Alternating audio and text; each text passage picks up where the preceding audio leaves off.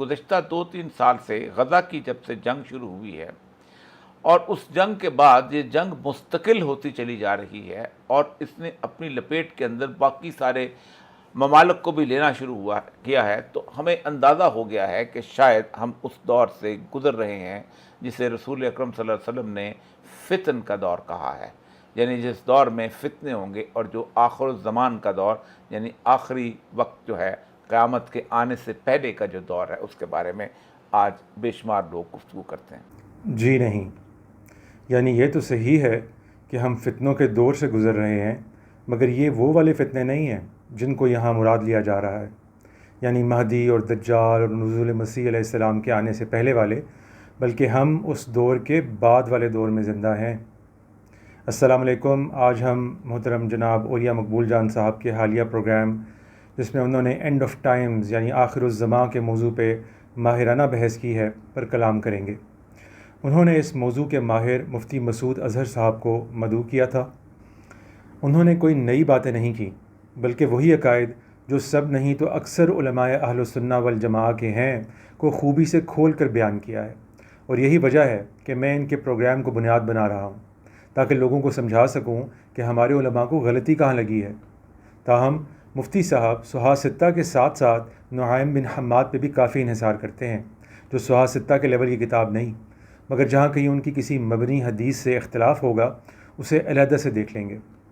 اس لیے اولیاء مقبول صاحب کو یا مسعود اظہر صاحب کو سنگل آؤٹ کرنا مقصود نہیں، بلکہ سب علماء سے ہی اپنے اختلاف کو بیان کرنا ہے۔ تو آئیے شروع کرتے ہیں۔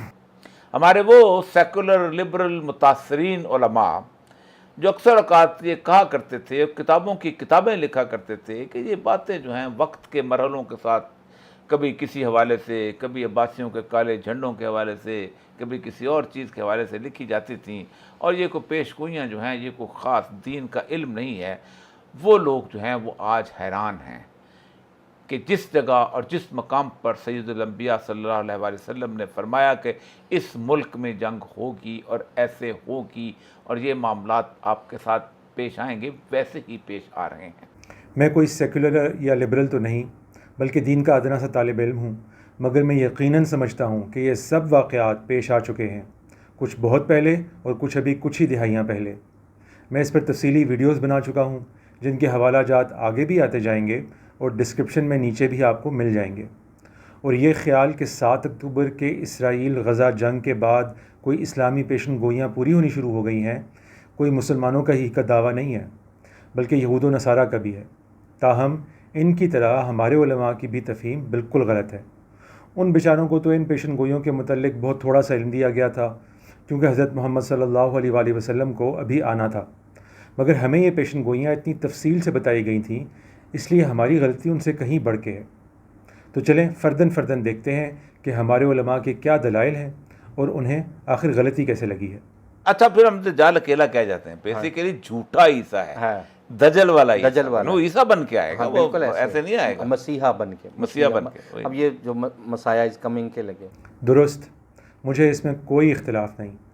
تاہم یہ دلچسپ بات ضرور سنتے جائیے کہ ہمارے روایتی علماء کی اکثریت نے کبھی اسے جھوٹے مسیح سے تعبیر نہیں کیا، بلکہ انہوں نے ہمیشہ اس کا ترجمہ وہ مسیح جس کی ایک آنکھ نہیں ہوگی کیا، یا یہ کہ چونکہ وہ ساری دنیا کا چکر لگا لے گا، گویا مسا کر لے گا، اس لیے اسے مسیح الدجال کہا گیا ہے نا نہایت حیران کن اور کمزور استدلالات۔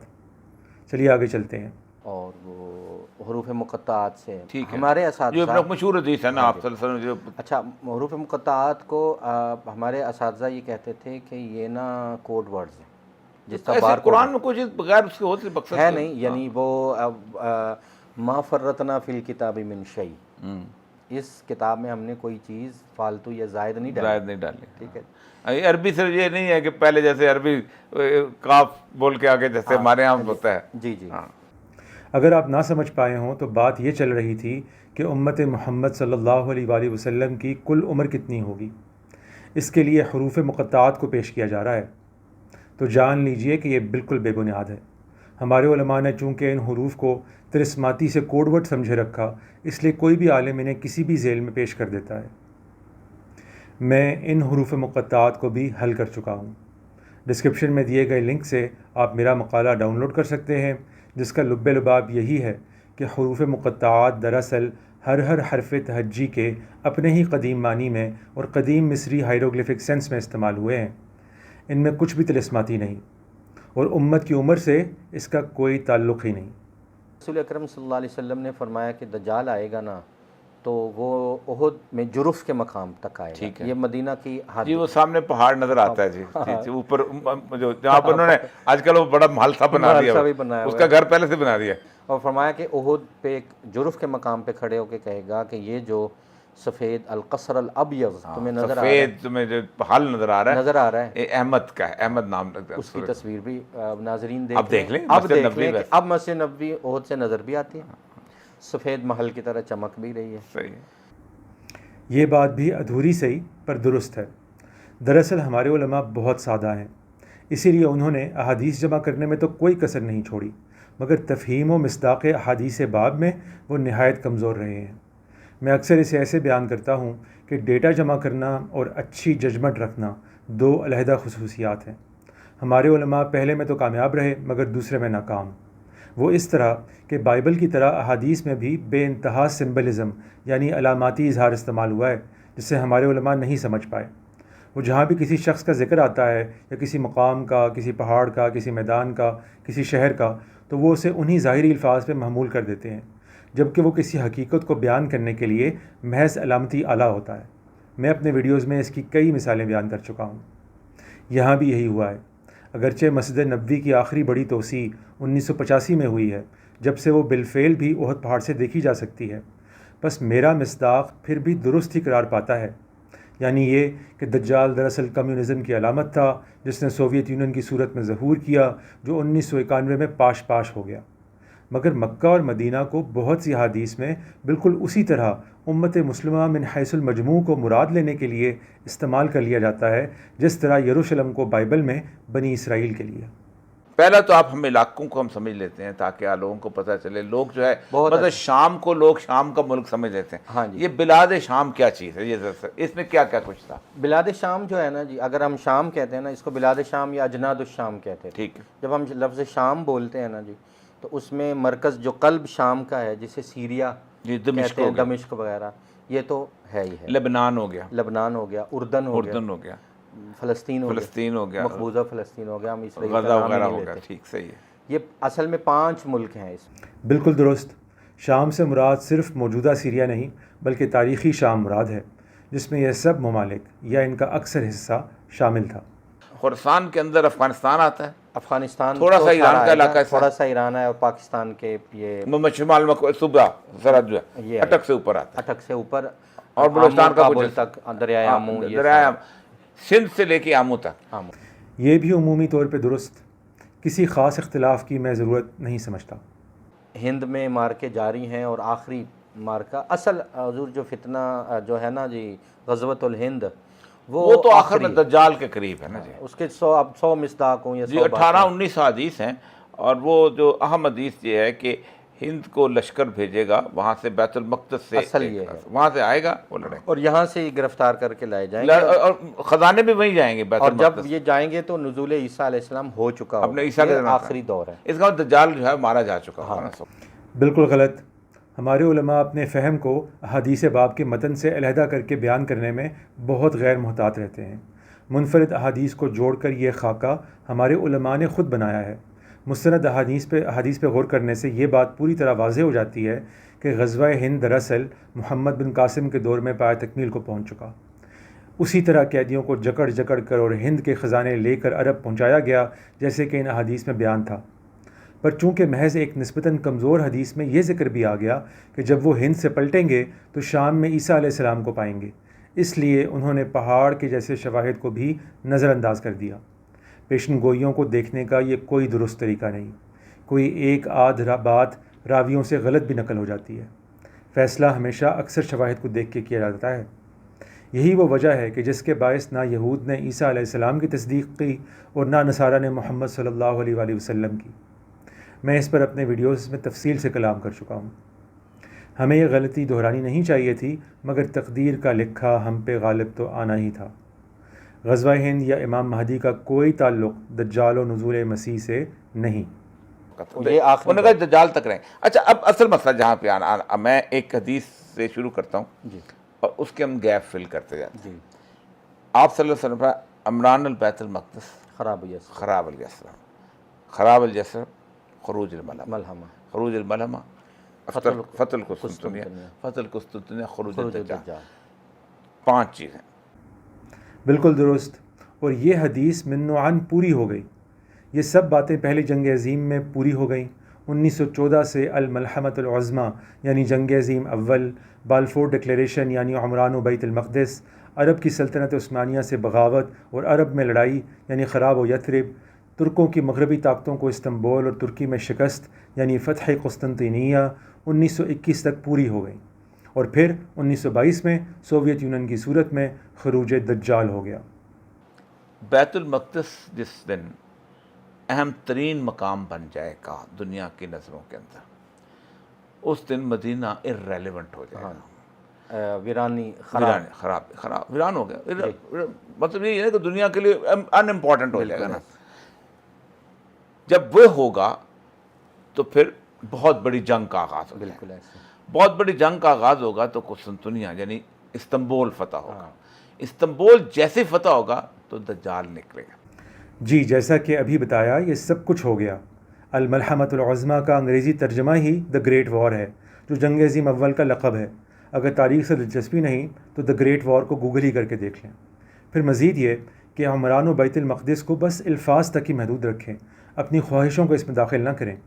اس کا مطلب بس بیت المقدس کی آباد کاری ہے، نہ کہ دنیا کا سب سے اہم مقام بن جانا۔ کہ بیت المقدس اگر امپورٹنٹ بنتا ہے تو کیا احادیث کی روایت ہیں کہ یہ پورا علاقہ جس میں نیل سے لے کے تو فرات تک یہ یہودیوں کے قبضے میں آ جائے گا ایک وقت تک؟ بالکل ہے، بالکل آ جائے گا۔ ہے جی۔ بالکل غلط، ایسی کوئی مستند حدیث نہیں۔ ہمارے علماء سے غلطی یہی ہوتی ہے کہ اپنے خیالات کو احادیث میں پڑھنا شروع کر دیتے ہیں۔ نیل سے فرات تک یہودیوں کے قبضے کا نقشہ ان کے اپنے اذہان کی پیداوار ہے۔ اچھا، اس میں ہم لرز اٹھتے ہیں جب یہ دیکھتے ہیں کہ رسول اکرم صلی اللہ علیہ وسلم نے ارشاد فرمایا کہ یہودیوں کا جو آخری مورچہ ہے وہ صلاح جگہ پر ہوگا، اور یہ خیبر کے قریب ہے۔ ہاں جی، خیبر تو انہوں نے ہے نا لینا ہے۔ جی، ٹھیک، خیبر یہ یعنی صلاح کے قریب ہوگا۔ ٹھیک ہے۔ بالکل غلط۔ جو بات مستند حدیث میں ہے وہ بس اتنی ہے کہ ایک زمانے میں مسلمان ایسے گھیر لیے جائیں گے کہ مسلمانوں کا آخری مورچہ نہ کہ یہود کا صلاح میں ہوگا، جو خیبر کے پاس ایک مقام ہے۔ آگے یہ خیال کہ یہ آخر الزمان میں ہوگا یا یہ کہ یہ یہود کے ساتھ مقابلے میں ہوگا، ہمارے علماء کی اپنی اختراع ہے۔ ویل للعرب، ہاں، اب آتے ہیں کہ عرب تباہ ہو جائیں گے، لیکن عرب سے پہلے ایک اور قوم نے تباہ ہونا ہے، اور وہ ہے ایرانی۔ جی بالکل، فارس آپ نے کہا تباہ ہو جائیں گے۔ جی جی، فارس۔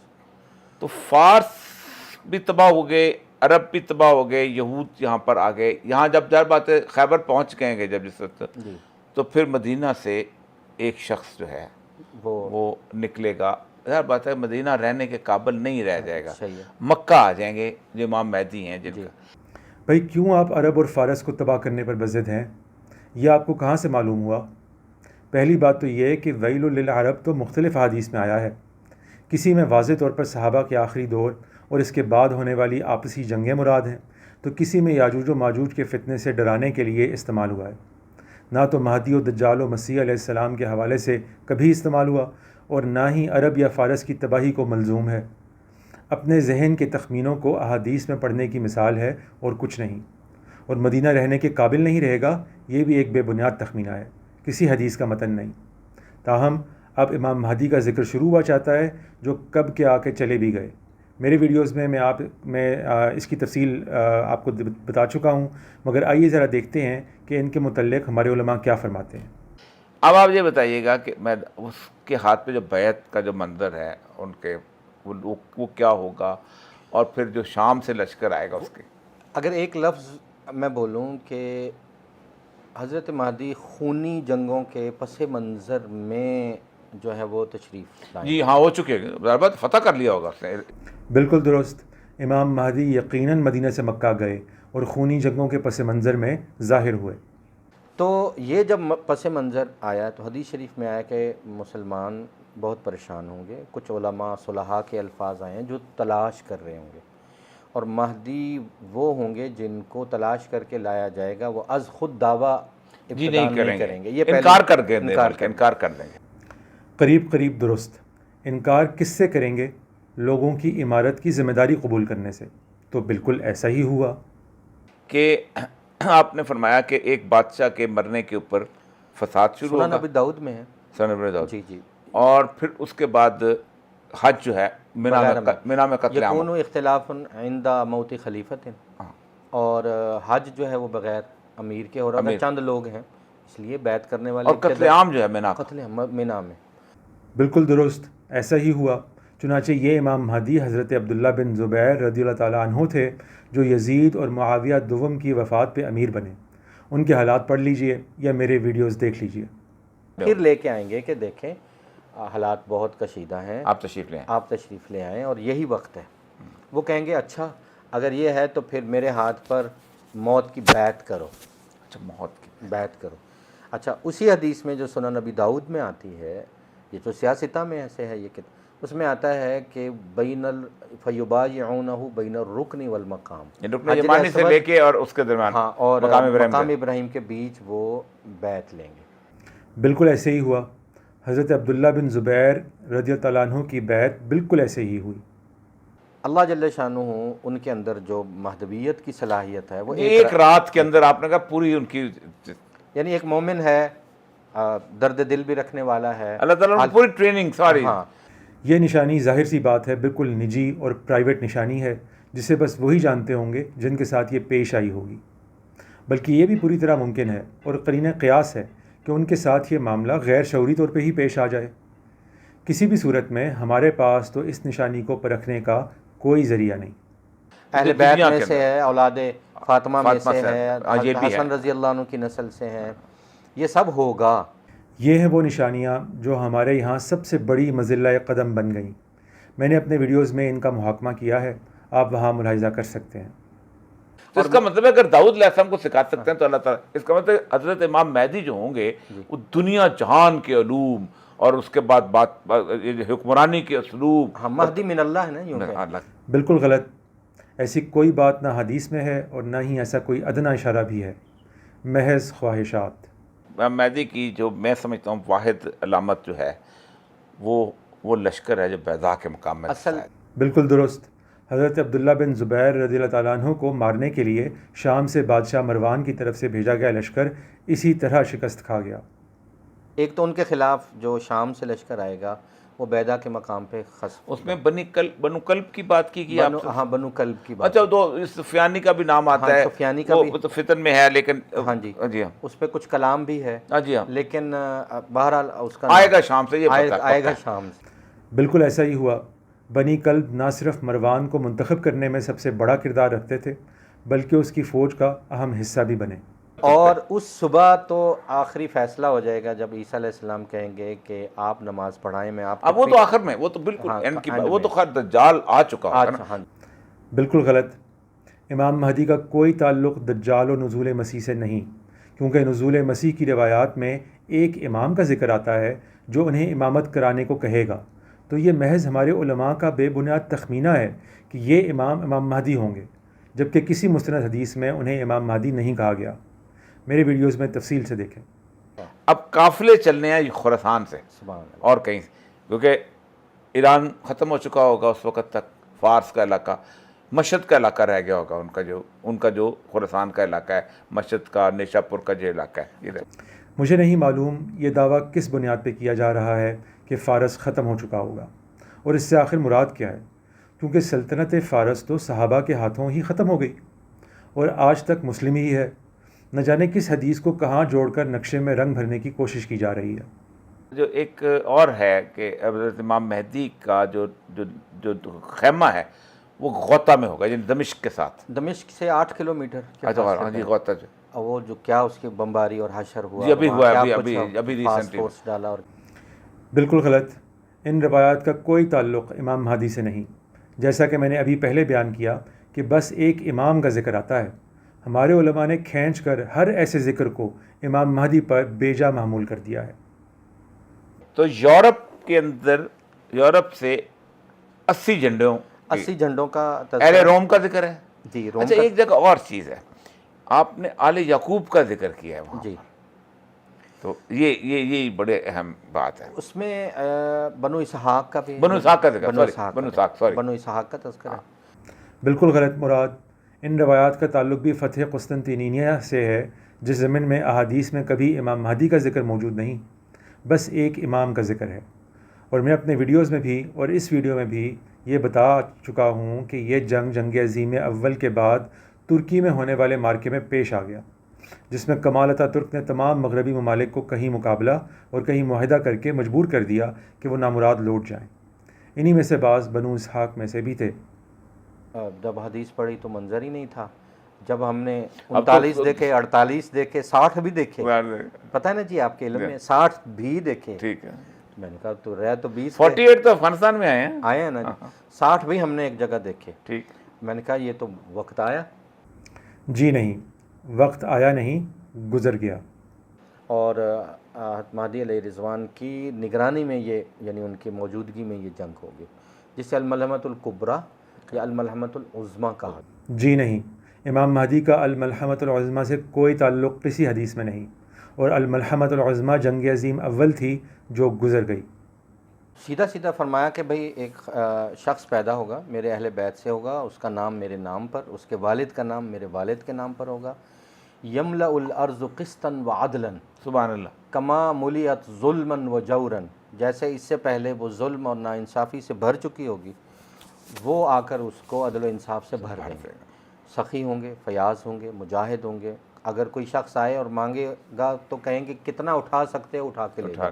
فراوانی اور خوشحالی اتنی عام ہو جائے گی، سنت کا احیاء کریں گے، اور ہر جگہ جو ہے وہ جو شریعت اسلام ہے سنت کے مطابق اس کے فیصلے، اسی کو دیکھ کے یورپ سے 80 جھنڈے پھر اس کے اصل بعد اس کو کاؤنٹر کرنے کے کاؤنٹر لیے، کرنے کے یہی وہ غلطی ہے جس کو میں نے اپنے ویڈیوز میں محور بنایا ہے۔ حضور اکرم صلی اللہ علیہ وآلہ وسلم نے ایک سے زیادہ امام مہدی کا ذکر کیا، ایک یا ایک سے زیادہ کا نام محمد بتایا اور ایک کا نام عبداللہ۔ بعد کی امت نے چونکہ انہیں ایک ہی شخص سمجھ لیا، اس لیے نام محمد اور والد کا نام عبداللہ قرار دے دیا، ورنہ یہ ساری نشانیاں حضرت عبداللہ بن زبیر میں پوری ہو گئیں، اور یورپ سے اس کا کوئی تعلق ہی نہیں کہ وہ اسے کاؤنٹر کرنے آتا یا آئے گا۔ محض ہمارے علماء کے غلط ڈانڈے ملانے سے حاصل خیالات ہیں جن کی کوئی اصل احادیث میں نہیں۔ اتنا وہ جو پرندوں والی حدیث ہے جو ہاں اڑتے والی، وہ کس وہ جی اسی کے لیے اچھا اسی میں ایک ایک تہائی ہے نا، اچھا ایک تو وہ ہے نا دنیا مرے گی یا یجوج مجوج، نہیں وہ تو خیر آخر نہیں، ایک پرندہ جب اڑتا جائے گا اور نیچے لاشیں بکھری ہوں گی اور وہ اسی حدیث کے ملحمۃ الکبریٰ ملحمۃ الکبریٰ۔ جی، اور الملحمۃ الکبریٰ جنگ عظیم اول تھی جس میں یہ نشانی بھی پوری ہو گئی۔ اس میں ایک اور ایسی حدیث ہے جو نعیم بن حماد کی کتاب الفتن میں نے پڑھی ہے کہ جب وہ لوگ وہاں سے چلیں گے تو جو یورپ کے اندر جو لوگ مسلمان رہ رہے ہوں گے، آپ نے اہل عرب کی بات کی، بچے سے لے کے بوڑھے تک سب کو قتل کر دیا جائے گا، جو انگلینڈ میں رہ رہا ہے، جو فرانس میں رہ رہا ہے، باقی جگہ جب یہ بڑی جنگ، ایسا کسی مستند حدیث میں نہیں آیا۔ قسم دنیا فتح کر لیں گے۔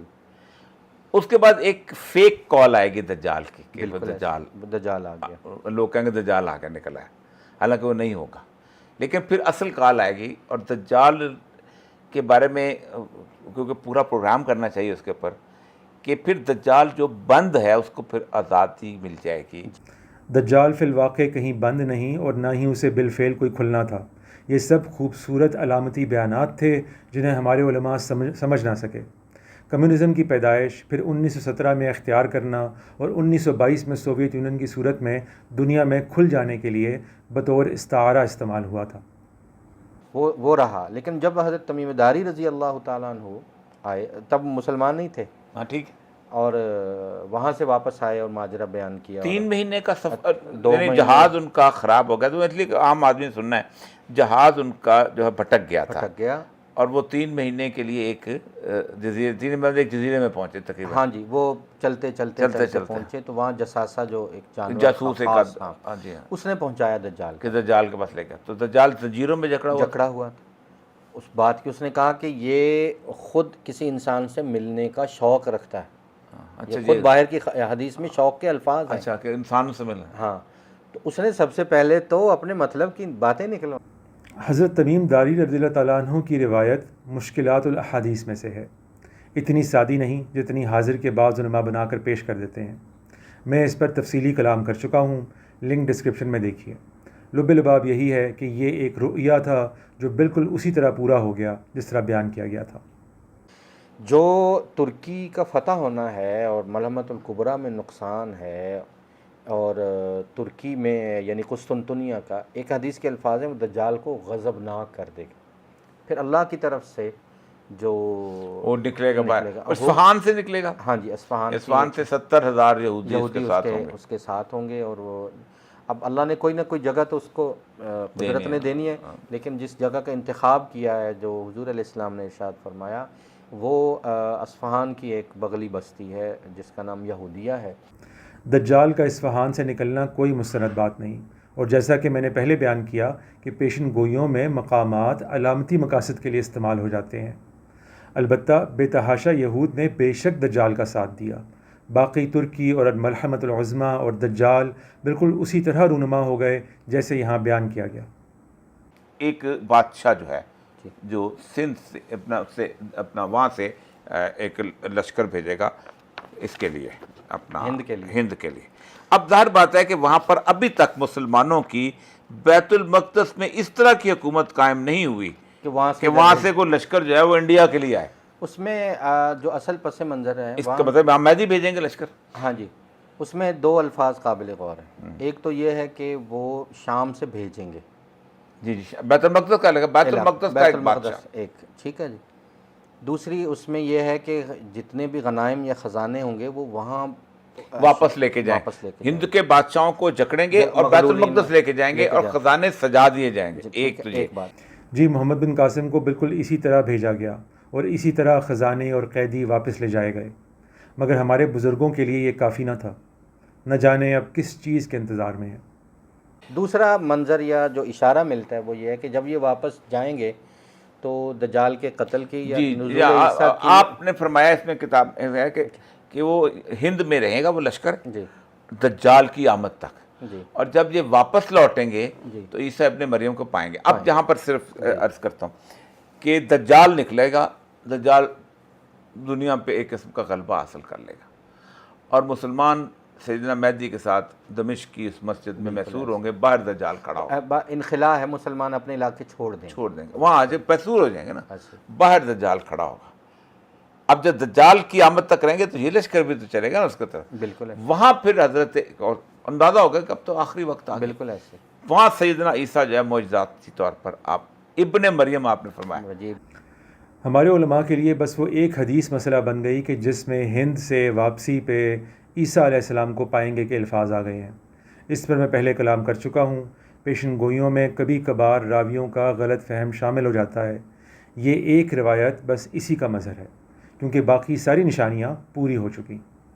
اب یہ کہتے ہیں کہ جب واپس لوٹیں گے تو حضرت عیسیٰ کی حکومت قائم۔ اس کا مطلب یہ ہے کہ یہ جو علاقہ ہند کا، اس کے اندر مسلمانوں کے اندر ظلم شروع ہوگا، جس کے لیے وہاں سے لشکر آئے گا۔ بالکل ایسا کچھ بھی نہیں، ان احادیث کو سلجھانے کی ناکام کوششیں ہیں اور بس۔ الغرض مہدی کی نشانیاں نبی اکرم صلی اللہ علیہ وآلہ وسلم کے بعد قریب ہی کے زمانے میں پوری ہو گئیں، اور دجال و مسیح علیہ السلام کی نشانیاں پچھلی پوری صدی میں پوری ہوئی۔ یہ تصدیق نہ صرف ان روایات سے ہو جاتی ہے جو اوریہ صاحب کے اس پروگرام میں بیان ہوئیں، بلکہ ان کثیر روایات سے بھی ہو جاتی ہے جو یہاں بیان نہیں ہوئیں، مگر ہمارے علماء میں سے اب تک کوئی ایک بھی نہیں ہے جس نے میری اس تعویل و مصداق کو درست قرار دیا ہو۔ جتنا میں غور کر پایا ہوں، اس کی متعدد وجوہات سمجھ میں آتی ہیں۔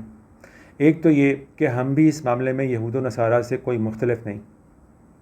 انہوں نے بھی ہر پیشن گوئی کو گویا اپنی علویت ہی کے ضمن میں سینے سے لگائے رکھا، مگر جب وہ ایسے پوری ہوتی نظر آئیں جن سے ان کی نہیں بلکہ ان کے درینہ دشمنوں کی سرفرازی ثابت ہوئی، تو انہوں نے ان پیشن گوئیوں کا انکار کر دیا، اور کئی ہزار سال سے ان کے ایسے پورا ہونے کے منتظر ہیں کہ جس سے ان کی اپنی علویت ثابت ہو سکے۔